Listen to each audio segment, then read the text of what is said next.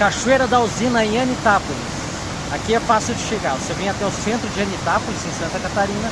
Você vai passar ao lado da igreja e vai ter placa explicando. É bem pertinho da igreja. Então é um lugar maravilhoso para se conhecer. Rapidinho, dá para tomar banho porque o rio é muito limpo e vale a pena o passeio.